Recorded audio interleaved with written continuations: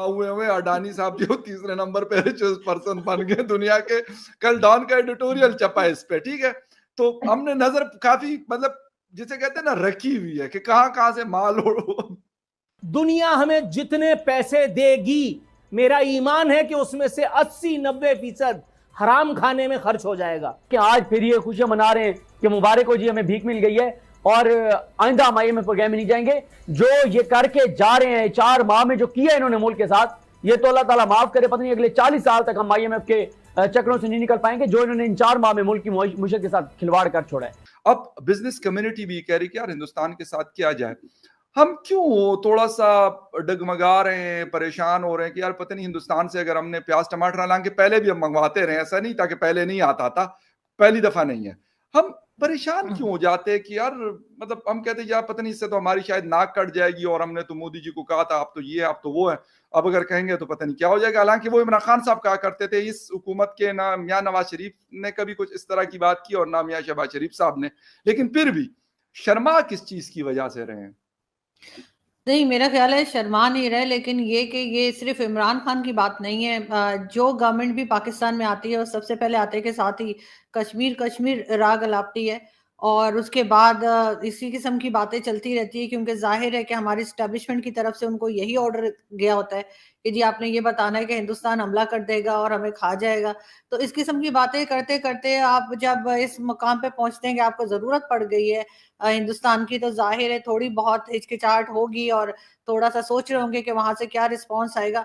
जबकि अगर हम देखें तो चाहे APS में जो अटैक हुआ था बच्चों के जो स्कूल था वहां पर, उसको देख लीजिए, चाहे रिसेंटली जो हम लोगों का एक प्लेन क्रैश था कराची में, उसको देख लें, या फिर फ्लड को देख लें, या कोई भी दूसरा हादसा जो पाकिस्तान में होता है उसको जो है हिंदुस्तान में बहुत ज्यादा कवरेज दी जाती है और उसके लिए जरूर अफसोस भी किया जाता है, और हर लेवल पे आम आदमी से लेकर गवर्नमेंट लेवल तक जो है कहा जाता है। लेकिन हमारे यहाँ से कभी इस किस्म का रिस्पांस नहीं गया, और अगर कभी कोई हादसा भी हुआ, चाहे वो 26/11 हो या कुछ, तो हम उस पे बड़ी ढिठाई से इनकार कर देते हैं। तो और इनकार के अलावा हम ये भी नहीं मानने को तैयार होते कि हम उसमें कोई मदद करेंगे उन लोगों को पकड़ने में या सजा देने में। तो ऑब्वियसली अब जब हमें जरूरत पड़ गई है और हमें जाना ही है, तो अभी भी रिसेंटली आप जानते होंगे कि बिलावल भुट्टो जरदारी ने जो स्टेटमेंट दिया था कि वो नुपुर शर्मा का केस लेके यूनाइटेड नेशन में जाएंगे।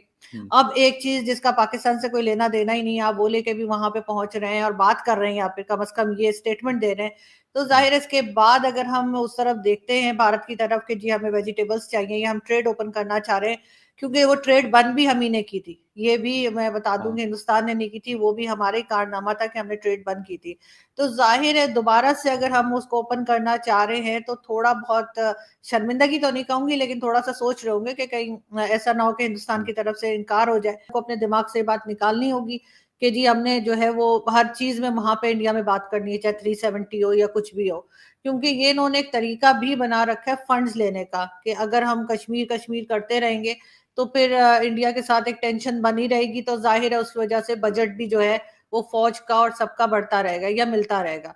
तो इस चीज से इनको निकलना होगा। लेकिन याना जैसे कह रही थी कि चाइना जैसी दोस्ती जो है वो इंडिया के साथ, तो उसमें तो चाइना वो उसमें तो मैं ये कहूंगी याना कि बहुत खर्चा है आप लोगों का, हम करवा देंगे, क्योंकि यहाँ पे प्रोजेक्ट्स लगाएंगे, फिर कोई खा के भाग जाएगा, फिर हम उसके पीछे भागेंगे, फिर वो कहीं पे वो पिज्जा फ्रेंचाइज बना लेगा। तो मतलब ये मशवरा मेरा नहीं ख्याल कि ये एडवाइस जो है वो किसी तरीके से नहीं, इंडिया के हाथ में लेकिन जाएगी। लेकिन इंडियन और पाकिस्तान एक दूसरे को समझते भी अच्छे से है ना। चाइनीज क्योंकि एक अलग तरह के लोग हैं, वो शायद ये एक फर्क है, और क्योंकि हिंदुस्तानियों को भी पता है कि कहाँ पे टोपी घुमा रहे हैं और पाकिस्तानियों को भी पता है, तो मेरे ख्याल में ये बहुत ज्यादा वो ये कामयाब शायद ये चीज ना हो जो आप बता रहे हैं। पोर्ट बना सकते हैं, अफगानिस्तान में हम कर सकते हैं, ईरान में कर सकते हैं, तो पाकिस्तान में तो खुशी से कर लेंगे, हमें कोई फर्क नहीं पड़ता, उससे हम नहीं डरते कि हमें खर्चे करने पड़ेंगे। लेकिन वो खर्चे ऐसे नहीं हो, मतलब वैसे भी पाकिस्तान खर्चे करा ही रही है ना इंडिया से, डिफेंस में हमारा कितना जा रहा है। अब वही जो बजट है वो अगर आवाम की खिदमत चला जाए तो इससे इंडिया को खुशी होगी, क्यों नहीं। बिल्कुल, अगर याना को ऐसा लगता है कि हम लोग सुधर सकते हैं, जो कि मुझे नहीं लगता कि हम सुधर सकते हैं, तो फिर हो जाए, एक बार देख लेते हैं, थोड़े बहुत 2-4 बिलियन ट्रिलियन में।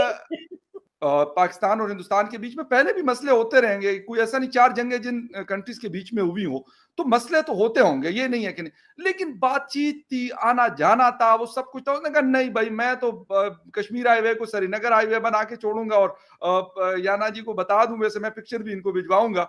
जैसे ही मैं इस्लामाबाद मोटरवे से उतरता हूँ, इस्लामाबाद की तरफ एंटर कर रहा होता हूँ, तो पूरा लंबा सा बोर्ड लगा हुआ, उस पर तकरीबन कोई 10-15 जगहों के नाम लिखे हैं। उसमें लेह का भी लिखा हुआ है, श्रीनगर भी लिखा हुआ है, और कश्मीर के और लद्दाख भी लिखा हुआ है कि यार ये इतने इतने किलोमीटर है यहाँ से। मैंने कहा पता नहीं यार रास्ता कहाँ से जाता है, मैं किसी दिन गाड़ी इस्लामाबाद घर मोड़ने की बजाय जो है मैं सीधा निकलना चाहता हूँ।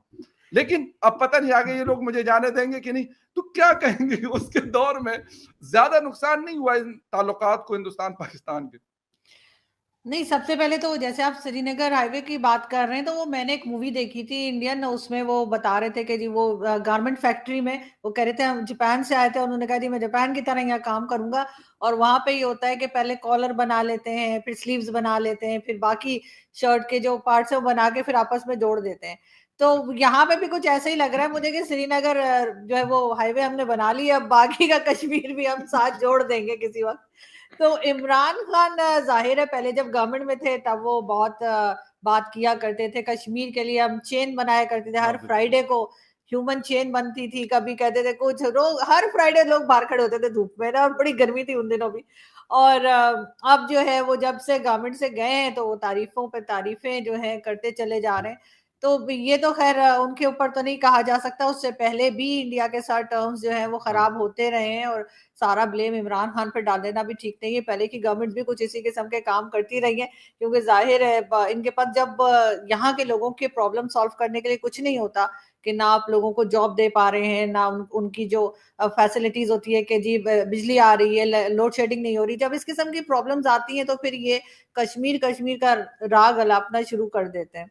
तो वो कोई खास बात नहीं है, तो इसीलिए इमरान खान ने भी किया और इसीलिए बाकी के लोग भी यही कर रहे होते हैं। वैसे मैंने याना पिन लगाई हुई है, लेकिन मैं बगैर पिन के पहनती हूँ। वैसे मैं श्रीदेवी की बड़ी फैन हूँ ना, तो वो स्विट्जरलैंड में नहीं ऐसे ऐसे साड़ी करके, तो वो मुझे बड़ा शौक है। तो हम भीख ही मांग रहे हैं ना, 1 अरब के लिए हम IMF के सामने घुटने टेक करके और उससे भीख मांग रहे हैं। हमने यहाँ क्या किया है? इमरान खान साहब क्या कर रहे थे?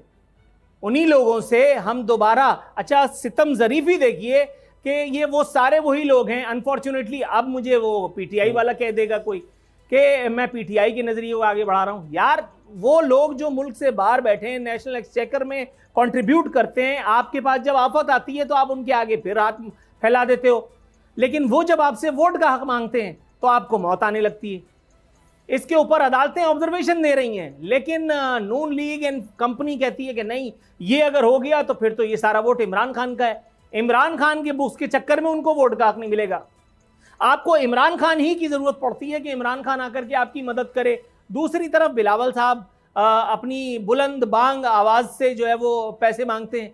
इन सब पैसों के मांगने से होगा क्या? इस बात की गारंटी मुझे आप दोनों साथियों में से कोई एक दे सकता है कि जितनी रकम आएगी वो मनोअन उन तमाम सैलाब ज़दगान पर ही खर्च होगी जिनके लिए वो ली जा रही है। खुदाए वाहिद की इज्जत और आबरू की कसम, दुनिया हमें जितने पैसे देगी, मेरा ईमान है कि उसमें से 80-90% हराम खाने में खर्च हो जाएगा। ये मेरा ईमान है, ये मेरा ईमान है, ये इस देश की तारीख है, ये इन जमहूरी सियासी और गैर सियासी डाकुओं का ट्रैक रिकॉर्ड है, जिसके बाद मैं इतनी आवाज में चीखता हूं। मेरा दिमाग नहीं खराब है, मेरा दिमाग नहीं खराब है, लेकिन भाई इस मसले का हल ये नहीं है। सैलाब अगली मर्तबा फिर आएगा, तब क्या करोगे? तब क्या करोगे? आपको कोई ना कोई ऑल्टरनेट पे जाना होगा। ये PDMA, ये NDMA, ये आपको सिर्फ प्रेस रिलीजेस जारी कर करके बचाएगा। अगली मर्तबा फिर कोई इमरान खान खड़ा होगा इंटरनेशनल कम्युनिटी से आपकी मदद करवाने के लिए। अगली मर्तबा फिर कोई बिलावल। यार कभी जलजला आता है तुम लोग भीख मांगना शुरू कर देते हो, कभी सैलाब आता है तुम लोग जाकर के आलमी बरादरी के सामने और हाँपने लग जाते हो। कोई खुदा का खौफ करो यार, कोई खुदा का खौफ करो। किससे फरियाद करें, किससे मुंसिफी चाहें?